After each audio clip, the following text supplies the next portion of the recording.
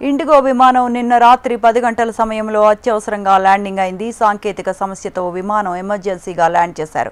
ఢిల్లీ నుంచి గోవా వెళుతున్న ఇండిగో విమానంలో సాంకేతిక లోపం తలెత్తింది. ఫ్యాన్ అంటూ ఏటీసీకి పైలట్ సిగ్నల్ ఇచ్చారు. ప్రాణాపాయం లేదు కానీ ఎమర్జెన్సీగా ల్యాండ్ కావాలని ఫ్యాన్ అని సిగ్నల్ ఇచ్చారు. ఆ సమయంలో విమానంలో 178 మంది ప్రయాణికులు ఉన్నట్లు తెలుస్తోంది. ప్రయాణికులను మరో విమానంలో గోవాకి తరలించారు. ఘటనపై డీజీసీఏ విచారణ ప్రారంభించింది.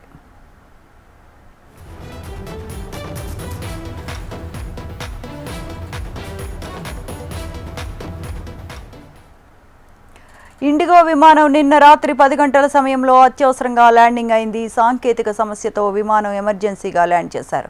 ఢిల్లీ నుంచి గోవా వెళుతున్న ఇండిగో విమానంలో సాంకేతిక లోపం తలెత్తింది.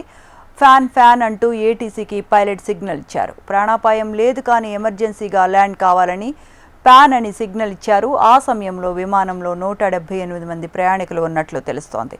ప్రయాణికులను మరో విమానంలో గోవాకి తరలించారు. ఘటనపై డీజీసీఏ విచారణ ప్రారంభించింది.